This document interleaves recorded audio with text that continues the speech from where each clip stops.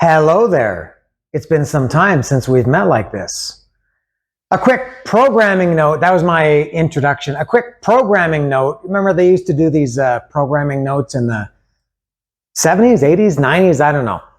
I'm not sure how much crossover I have between. I basically do two kinds of videos. These ones where I talk about music or do the merch tours or hiking. And I'm not sure how much crossover there is. I think there are more people that watch these than the hiking. So I'll take this opportunity to tell you that for those who are interested, I think Kirk Desmond is the only one who watches both. I think people that watch the hiking, which is not very many, don't care about the music, and the people that watch the music don't care about the hiking, etc. I'm going on vacation. As some of you may know, I'm going to Vietnam and Cambodia shortly. This will, the last time I did one of these talking about this album was at the end of the year. I think it was in the December 27th, 28th, 29th, around there. And we're on February 1st today. So it's been a while. And to give you an update, or just so you know, because it's in case anybody gets worried if I'm not around, I'm going to Vietnam, and I do have a hike planned for next Monday. So for Kirk, who watches, I think both, he'll see that. Eric and I are going to Chalakatsingo, one of my favorite hikes. And other than that, that will probably be my last video until Vietnam. I plan on not doing any videos. I mean, I'm sure I'll be doing videos in Vietnam, but I won't upload those until I get back. I'm not taking my laptop. I just want to kind of relax and have a good time and enjoy myself in Vietnam and not upload videos or do anything like that. So just so you know, after this, I think, and after the hike next Monday, you probably won't see this again until the first days of March, maybe the first week of March, somewhere around there. So now that is out of the way, I did a live stream also about a month ago, I think in the first few days of January. Thank you for everybody who watched that. Specifically, I'm going to say today, the reason I'm doing this one today, Razor, Evil Invaders, as you could see in the title, and there it is. This was inspired by, I haven't done one of these videos, as I said, for a little bit over a month. I kind of feel like I need some kind of inspiration or motivation to do one of these. It's called I Want to Talk About This Album, and sometimes I listen to music, but I don't feel like talking about it, or I don't have the time. Now, there were two reasons, or two inspirations or motivations to do this. One related to the live stream I did on January 3rd, and thank you for everybody who came out for that. There were quite a few of you, more than I thought. And I'll probably be doing another one at the end of March. I know that's still almost 2 months away, but maybe I'll do one around the end of March. Some things will have happened by then that I can talk about Vietnam, and I've got some concerts coming up. But when I did the live stream at the beginning of January, there was somebody called Angelina. Hello, Angelina, if you're watching, I hope you're watching, who asked me about Razor. And that made me think, oh, I got to do, and I promised her I would do Razor next, so that's what I'm doing now. But even I think a few days or a week before that, I had a little bit of inspiration to do Razor, because a good friend of mine, we were really good friends when we were teenagers. His name is Jeff. He's going to come into play in a big way in my history with Razor, which I'm about to talk about. I guess he got a record player or a turntable for Christmas, similar to me. I bought one myself before Christmas. And my friend Jeff, I guess, got one for Christmas or after Christmas, and he posted on social media. He posts like once every 2 years. He's not a social media guy. He posted a picture of his turntable and tagged me in it, holding his Executioner's song record. I'm going to talk about Evil Invaders, although I could have just as easily have easily talked about Executioner's song and even Malicious Intent. But I'm going to do Evil Invaders. So Jeff had said, hey, I got a new record player, and this is going to be the first one he was going to listen to. It was Executioner's song, Razor, and he tagged me. He and I used to be obsessed with Razor from I guess maybe probably starting in 84. So this episode is dedicated to, or maybe inspired by, my old friend Jeff from the mid-'80s. We met in 1983, and Angelina, hello. And Angelina, during that live chat, was also asking about Canadian thrash bands. And I don't normally do this, but I wore this shirt specifically to tell her Warsenal is as a Canadian thrash band, more modern. Everybody probably knows Sacrifice and Exciter and Annihilator and maybe even Slaughter. But so for Angelina, there you go. This shirt is for you. And this video is half for you, half for Jeff. So I'll talk about Evil Invaders. Now, first, as I always do, I talk about it took me like 6 minutes to get to this. My history with Razor, it's long and deep, and maybe I think the only band so far that I have a personal history with. A little history. I lived in Toronto for years, but even longer, I lived in Guelph, Ontario, which is about an hour west of Toronto, where Razor is from, Guelph, Ontario. And let me see if I can get the timeline in order. And I first heard Razor, same as how I heard Exciter and Metallica and Slayer, I guess, and other bands of that ilk. I'm not sure if I'm using that word correctly. Around 83, 84. And there used to be metal shows, midnight metal shows and power hours and things like that. And I first heard Armed and Dangerous, the song Armed and Dangerous by Razor, which was on their first EP called Armed and Dangerous. And maybe Take This Torch. I think Take This Torch, which I know it was the opening track on Executioner's Song, which was their first full-length album. I think Take This Torch was also on Armed and Dangerous, a different version of it. And I think I heard those two. I had those probably in 84.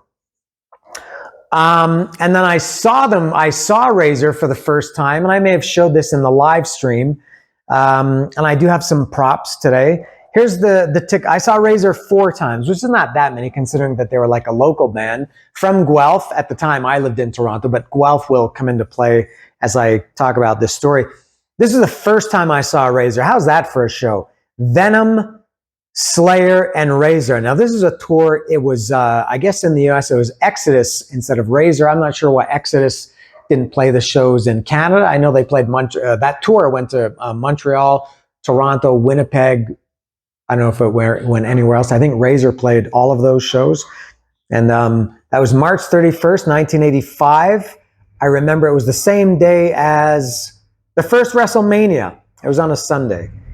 There's the date, Sunday, March 31st. All right. Razor replacing Exodus. And I was already a Razor fan at this point. So that was my first one. If you're wondering what this scribble is, now I met Slayer that night. All 3 of them. I met all of them except Tom Araya. I met Kerry King, Jeff Hanneman, and Dave Lombardo, all separately at different points during the night, and got them to sign my ticket. And then years later, decades later, in 2016, Venom played here in Mexico City, and I met Kronos and got him to sign my ticket stuff. So that's Kronos' signature there. And red is Dave Lombardo, black is Kerry King, and blue is Jeff Hanneman. So pretty cool. So that was my first Razor show, and I'll just go through these. The next one, that was in March 85.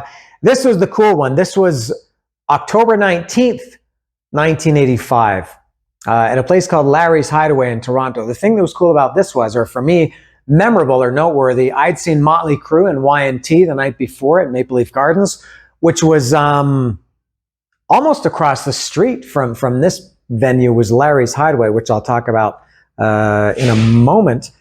And I think this was the first time, I'm sure it was, that I'd seen concerts on back-to-back nights. This was on Saturday, October 19th, 1985. It was Razor, Sacrifice, and a local Toronto band that never went anywhere called Lethal Presence. And Motley Crue and Y&T was the night before, Friday, October 18th.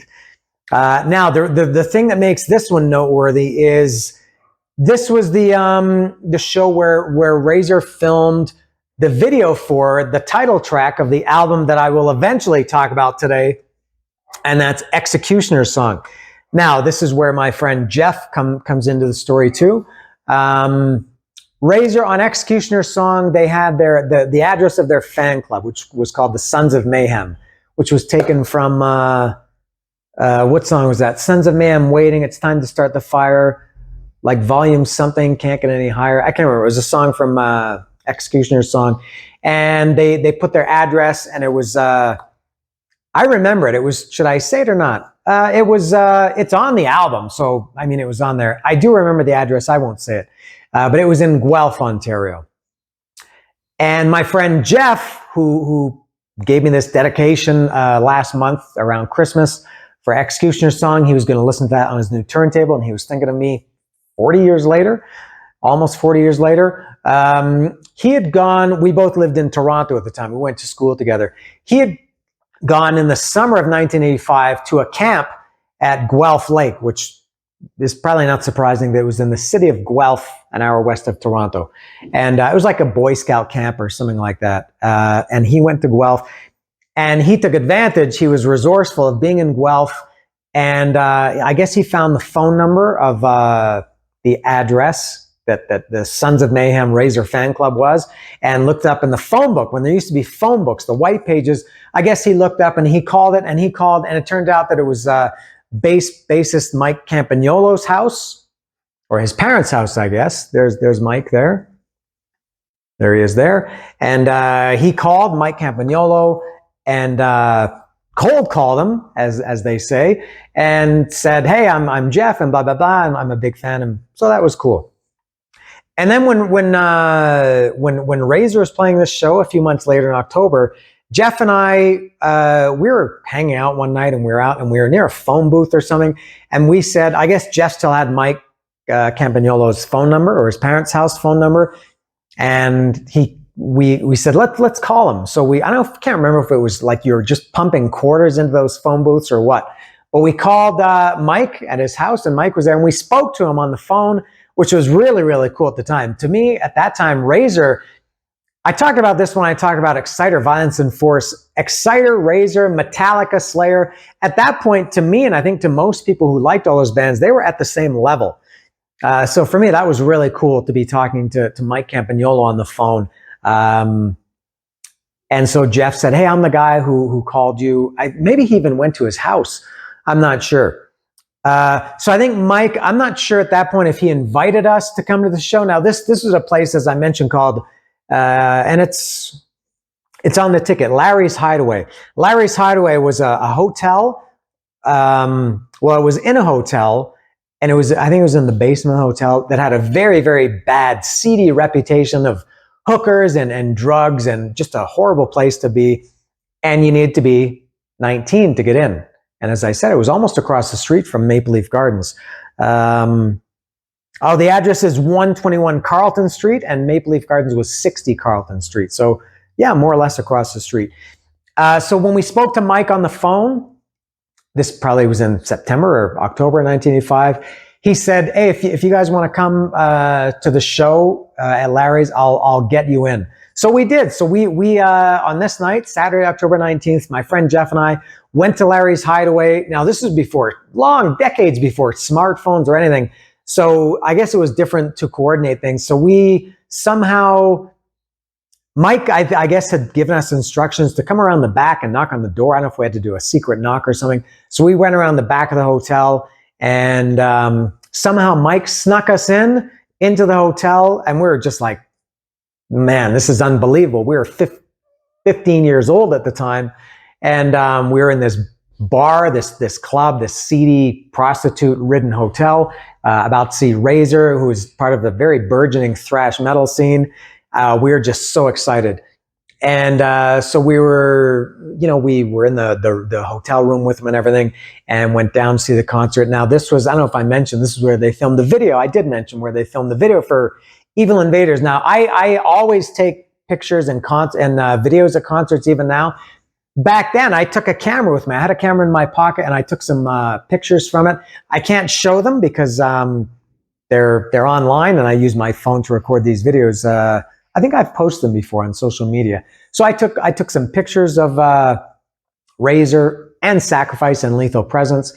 And so that was where they filmed the video for Evil Invaders. If you want a little, and I think they mimed it a few times. I can't remember if they played it and then the actual track was added later in the video, or I'm not sure how it was done. But if you want a little insight into that video, if you're familiar with the video, where they raise the visor, it's supposed to be a guy riding his motorcycle, the evil invader, I guess, is riding his motorcycle, similar to the album cover. And then I guess it's supposed to be him lifting up his visor, and he's like an alien or something. It's just this white, bright head. If you want to know what that was, if you're familiar with that video, was they had a spotlight, and they just took a piece of cardboard or Bristol board or something, and they put it in front of the spotlight, and they just lifted it, and that was in the video. I remember watching that. I think I don't know if we knew what they and this was a real concert. They did it in front of a live crowd, and I'm not sure if they explained why they were doing that, or if we saw the video later and said, now we know why they were, because I guess they took a couple of takes. Now we know why they were raising that cardboard up above the spotlight. I don't know if you've seen the video, you'll understand this. If you haven't seen it, you probably have no idea what I'm talking about. But so that's a little insight into the Razor Evil Invaders video. Then I saw them again. The next time was with Motorhead. There's Motorhead and Razor. That was on the Orgasmatron tour. That was my first time seeing Motorhead. Third time seeing Razor. That was November 15th, 1986. Motorhead and Razor. At the concert hall, which was also where I'd seen them the first time with Venom and Slayer. And then the last and final time I saw Razor was also at the concert hall. So 3 of the 4 times I saw them were at the concert hall. The other time was at Larry's Hideaway. This was a show, you can see it was Death Angel, COC, Razor, Ludacris, Gothic Slam, and Blessed Death at the concert hall. I think COC, I know COC. This was December 29th, 89. Horrible. There was a big snowstorm that day. It was freezing. COC didn't make it. I think maybe also Gothic Slam or Blessed Death didn't make it. But anyway, I saw Razor too. And then to make this story even longer, I moved to Guelph when I was a teenager, a few years later with my family. And I can tell a couple of personal things about Razor. In that summer that I moved there, I had a job. I was a teenager. I had a job doing something. I can't remember, some landscaping or something like that, like a summer job. And I was near Mike Campagnolo's house. I remember the street name, and I still remember the street name and the address. And I thought, wow, that's, and I think I saw his house. I said, wow, that's Mike Campagnolo's house. And I went there and I knocked on the door, and I don't know if it was his mother or father answered. And I said, hey, I'm a big Razor fan, and I know this is, I know Mike lives here, so I was just wondering if I could say hello. And they said, whoever it was, his mother, father, brother, maybe Mark. Hello, Mark. I'll send this link to Mark to watch this. Somebody told me that he was at work, but he worked around the corner at Guelph General Hospital, and he would be home shortly. So I continued to work, and then I went back there, and I think I saw Mike walking from the hospital to his house. And so I went there, and I said hello to Mike. He had remembered from a couple of years, I guess at this point it was 3 years before, that he had snuck us into Larry's Hideaway. Mike was super, super nice, very friendly, and it was just me there. He invited me in, I guess introduced me to his parents. We talked about Razor and stuff. We went, I think, down into his basement, and he gave me, this was so cool, he gave me the record. This was when we didn't call it vinyl, it was just records. He gave me the record of Armed and Dangerous. He had a few copies in his house, in his basement, his parents' basement, still sealed. And because I think it was hard to find. Executioner's Song was the first one I bought. I had heard Armed and Dangerous, but didn't have it. So he gave me that sealed. So it was very cool to meet Mike, and that he gave me that. And then years later after that, this must have been 7, 8, 9 years after that, I'm not sure. I was working another job. I was working for a company that was installing like an overhead, like a conveyor system in a big, I won't say the name of the company. It's a big company that everybody knows. And I was working for a company that was installing like an overhead conveyor system, like a rail system to move things around. And so I was working there for a couple of weeks or a couple of months in that summer. And over the intercom of the plant or the factory, I heard them paging Mike Embro. And Mike Embro is here's Mike here. Mike is the drummer for Razor. And so I heard somebody paging, Mike Embro, please come to wherever. I thought, oh, Mike Embro, wow, that's got to be the Razor drummer. So I don't know if I went to the place where they were paging him to, or I sought him out or something, but I did end up meeting Mike and told him about the story that I just told about Mike sneaking us into, this was probably 96, 97. I told him about the story about Mike Campagnolo sneaking us into Larry's Hideaway, and we went to watch the Razor Evil Invaders video. And he thought that was pretty cool. And as I said, I had taken pictures that night from 1988. So I guess it was the next day when I went to work, I brought the pictures, and I can't remember if I showed them to Mike or I gave them to him. I think I showed them to him, and I kept them. But that was pretty cool. So I met Embro. At that point, he had been out of Razor for, I think, since 88 or 89, around there. So this was years after he was gone from Razor. So pretty cool. So I had a personal connection with Embro, Mike, the two Mikes, Embro and Campagnolo. Oh, these were all Italian guys, and Dave Carlo, the guitarist, were all Italian Canadians. I was going to say Italian Americans. Carlo, Embro, Campagnolo. Guelph was a big, I think it was like 50%. No joke, Italian or Italian heritage ancestry, something like that. So I think that is all of my Razor history. I know that was going to be way longer than the album I'm going to talk about. Now, to get to this album, before I get to track by track for this is possibly my favorite. It's not my favorite Canadian, and I didn't really like too many Canadian bands, but this is my favorite Canadian album ever. Is Scenery and Fish by I Mother Earth. This is possibly my favorite Canadian metal album ever, or Sacrifice, The Ones I Condemn, which also I can make an argument for its termination. But man, oh man, I can't tell you how much I loved Razor. And I remember I have a picture of me from 1985 wearing a Razor shirt. I remember it very well. I was sitting in my, I was 15, sitting in my parents' on their couch, and my mother, somebody's sister, took a picture of me wearing my Razor shirt. I would love to see that picture. But my God, as I mentioned, Razor were one of the early big thrash bands that I got into, who were on the same level as Metallica and Slayer and Exciter and Venom. And I just was a massive Razor fan. Loved this album, loved Executioner's Song. Maybe like this one a little bit more, although they're pretty, I've talked about before about some albums are kind of companions. Like for me, all the Rat albums, from Out of the Cellar, Invasion of Your Privacy, Dancing Undercover, Reach for the Sky, even Detonator, they're all more or less the same. There wasn't too much difference either in style or sound. Iron Maiden, from Peace of Mind and Power Slave were for me good companions, and Executioner's Song and Evil Invaders.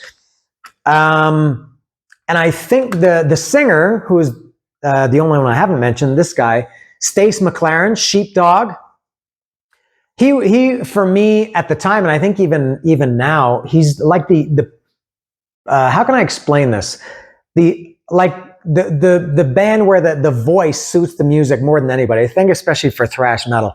For thrash metal, for me, the three voices that really define thrash metal are this guy, Stace McLaren, maybe a little bit later, but John Connolly from Nuclear Assault, and Paul Bailoff from Exodus on Bonded by Blood. Those guys just screamed, shrieked. I liked other guys. I loved Hetfield, of course, and Tom Araya, and a little bit later, Chuck Billy and Mark Alsagueda. But for me, the early thrash was about, I guess, Stace McLaren, Sheepdog, and Paul Bailoff. Connolly was, Nuclear Assault was a couple years later. And also this album, I would say I would put Dave Carlo's guitar tone and playing and riffs on this album with anything. Put this up against, as I said, they were all, at the same level at this time. This album has just got riffs like you wouldn't believe, and the sound, Carlo's tone, and I think it was the same on Executioner's Song, and even Malicious Intent, I think, was fairly close. It was just incredible. I know a lot of people didn't like the drum sound. I always thought Razor had a really, really awesome drum sound, very unique. Reminded me later when And Justice for All came out. That also had a very unique drum sound, and I think Embro's drum sound on these first three Razor albums was definitely unique. It caught your attention. for me in a good way. Some people didn't like it. I always loved Razor's drumming. Sounded different for sure, but fantastic. And very their lyrics, Razor's lyrics on this album, and I guess all their albums, were kind of I guess later after Mike Campagnolo left, they changed a little bit, because Mike wrote a lot of the lyrics. They were kind of about death, destruction, and the end of the world, and Holocaust, and not Holocaust, World War II Holocaust, but nuclear Holocaust, and you know, the end of times. But also a little bit of thrash metal, fast and loud, and hot metal, and a couple of songs on this one that had that metal spirit.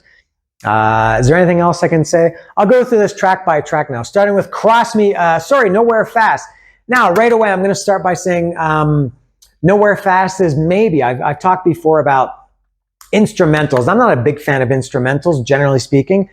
Obviously, many exceptions, and I don't hate them, but I'm a lyric guy. I like to hear lyrics, and I like to hear singing. It captures my attention more.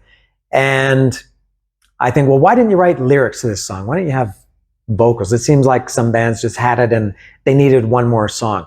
I'd say this is in my maybe top 3 instrumentals ever. The other 2 being, the one that I cite the most often is Coast to Coast by Scorpions, and Lost for Words, Big Aura, Iron Maiden on Power Slave, track 3, and Nowhere Fast. Just incredible. It's Nowhere Fast. I guess nowhere represents because it goes nowhere, because there are no lyrics, and fast because it's fucking fast. It's thrash metal. What do you want? And this whole album is just fast. This was at a time when all I cared about was how fast. I used to talk about with my friends, is this faster than this? No, this is way faster. And every song on this album is fast but good. So Nowhere Fast, top 3 instrumentals ever, I think. That's subject to change. Next song is Cross Me Fool. The thing that I always liked about Razor, although I didn't really realize it until somewhat later, they always kind of reminded me of Motorhead, which I thought maybe it was because I saw them open for Motorhead in '86. But I think because they had these, Stace McLaren, Sheepdog, had these ad-libs like Lemmy used to do, you know, like not as part of lyrics, but just these little things. And it starts right on this one with Cross Me Fool. It starts with the riff, and then Sheepdog goes, "We're doing fine." And then he screams, I'm still not sure what he says. Shoot the lights, maybe? Shut the lights. He screams it, very high-pitched. Shoot the lights, and then an isolated riff again, and just before the song really kicks in, Sheepdog has another ad-lib, "Up your ass right here, right now." Oh man, I love that. And there are many on this album. I don't know if I'll be able to remember them all as I talk about it, but Born a Bastard, the baddest in the land. Born a Bastard, the baddest in the land, never done. I'm forgetting the lyrics. Born a Bastard, the baddest in the land, never done. I take whatever I can. Live the age, live it fast. Crash course riot, kick my teacher out of class. Cross me fool, I'll even up the score. What you get, revenge and a little more. You know I'm bad, I've done all before. Stay clear of me, I'm rotten to the core. Fool, you know me, don't like my style. Wait and see, it takes a little while. Play the fool, when it comes I go. Piece the tail, when it's you I'll let you know. Cross me fool, I'll even up the score, blah, blah, blah. I know it's only the second song, but this is my favorite song so far. I think there's one that I like. There's one, oh my God, I can't wait to get to this song. But Cross Me Fool is top, not just on this album, top Razor song in their whole catalog. Next is Legacy of Doom. I don't really have anything to say about that one. It's fine. It's a very fast, thrashy song.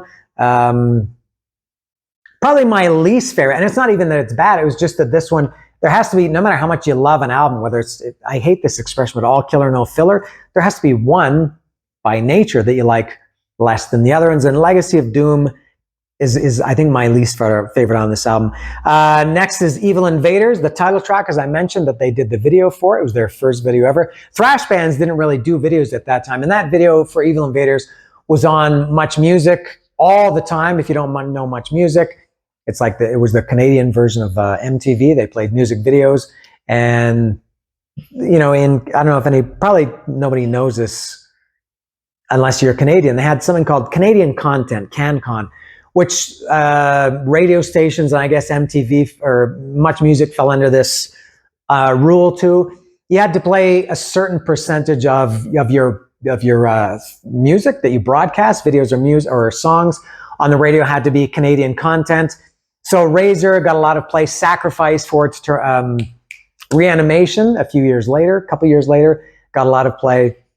I had no problem with it because I was very happy to see that. Probably the fastest, again, going back to the competition of which is faster, Evil Invaders is probably maybe the fastest vocals anyway.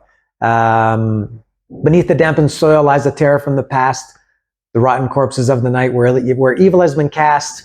No, that was wrong. The time has come, the time is now, released unearthly doom.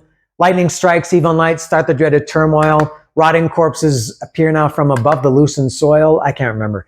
And I love that song. It's great, but I thought even at the time, it shouldn't have been the video. I thought maybe the next song I thought would have been a better choice for a video. Although, what do I know? Maybe they chose Evil Invaders because it was the title track. So people associate the title track, the song with the album, and it would sell more albums. I don't know. And the next song is Iron Hammer. Iron Hammer in your face. Wall of metal shakes the place. Total volume, full scale attack. Once you hear it, ain't going back. This was another one that reminded me of Motorhead. Maybe because it started with a bass. That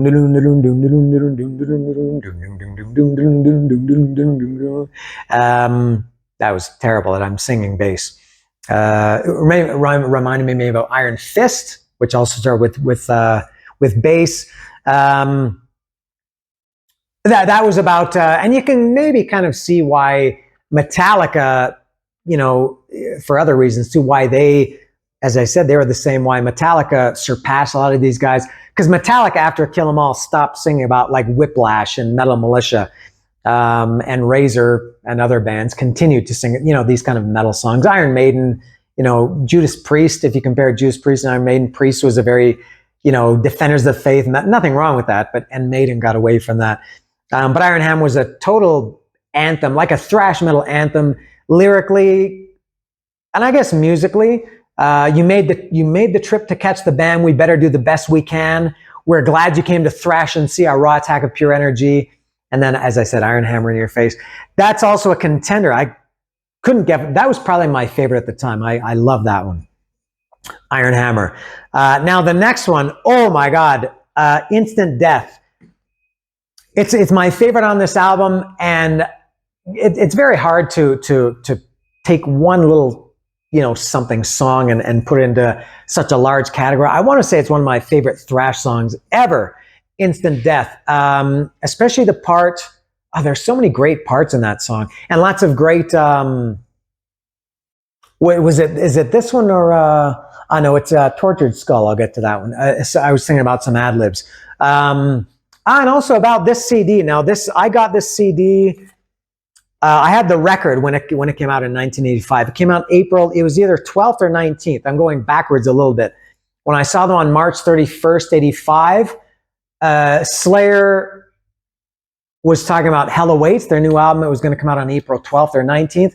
And Razor was promoting their new album, which was coming out also on April 12th or 19th, which was Evil Invaders. No, that was Executioner's song. I can't remember. But did I write the date? As I've mentioned before a couple of times, I used to write the dates. I bought this. I used to write the dates that I bought them. I bought this September 4th or 14th, 2002. So this has been out for a long time, 17 years by the time I got on CD. Shitty insert, no lyrics, nothing. I'm sure the album, the record, had the lyrics. If I remember correctly, it even had not in the sleeve, but like an insert, similar with Peter Criss's 1978 album, and it had the lyrics. But anyway, getting back to Instant Death, technology, the attribute to futuristic solitude, to flood our mass with unknown gas and hope the outcome would surpass widespread chaos forgotten by all. I can't remember. Now, this song just becomes a rager, one of my favorite thrash songs ever. At the solo, and then after the solo, for all these years till they found out, beyond the shadow of a doubt. And Stace is just like spitting it out like venom. Not Venom the band, but just it sounds just so, the way he delivers these lyrics. All these years till they found out, beyond the shadow of a doubt, And now the final holocaust, the lives of millions, all are lost. Deadly mist brings condemnation, choking air reaps degradation. Your final breath, you're breathing dust, your life unfair, your death unjust, your life unfair, your death unjust. Just riff. That whole song is just a constant onslaught of riffs. Everything, the lyrics, the sound of it, the riffing, just fits in together. A perfect thrash metal song. There are many, but Instant Death is one of them. Cutthroat, I like that one almost. Not almost as much. It's also a favorite. I would say, yeah, Cross Me Fool, Iron Hammer, Instant Death, Cutthroat. This also had a great ad lib. And then Stace Sheepdog screamed, "Take it or leave it," but he screamed it really high as the song really kicked in. And then just the chorus, Cutthroat, and it echoed Cutthroat. Oh, killer song. And I listened to this today, and I was very excited listening to this. Speed Merchants is next. This is lyrically similar to Iron Hammer. It's all about I guess the Speed Merchants refers to either the band Razor or their fans. They're Speed Merchants. They're selling thrash metal. I guess the band. Speed Merchants, decked out in spikes and chains. Speed Merchants have metal in their veins. Speed Merchants cut loose and bash their brains. Speed Merchants, they sweat and go insane. Ow! I want to say every song is, I need to find new adjectives. Killer, fantastic. What else do I say? Tortured Skull. This is another one that could also be considered a favorite. A little bit different. It had a cool opening. It built up a little bit. Now this one had, for me, the best ad-libs, the Stace ad-libs after each, I guess it was the first one was just do it after the first verse or first chorus, do it. And then after the second one was one of them was gonna get you all, and then another one, what was the other one? Do it. I can't remember, but those were, I love those ad libs, and also just pummeling riffs in that song. That's actually, I would say that's my second favorite. So in order, Instant Death, my favorite, probably Tortured Skull, Cross Me Fool, Iron Hammer, Cutthroat. I mean, really the only one I can't consider a favorite is Legacy of Doom. Even Invaders, I love it, but it's not a favorite. And Nowhere Fast is, I mean, it's not a favorite on this album, but one of my favorite instrumentals ever. So that's Tortured Skull. The last one is Thrash Dance. This is another one, kind of, I think, a unique thing about Razor. You know, thrash bands at that time, they sang about violence and destruction and nuclear stuff and Satan and things like that. Razor was one of the only one, maybe Overkill too, that also sang about sex and partying, which I think was mostly Sheepdog. I know he wrote the lyrics to a couple of songs here. Which ones? I think Thrash Dance was one, the last song. Yeah, Dave Carlo wrote all the music on this whole album, and Stace wrote the lyrics to, he also wrote the lyrics to Tortured Skull.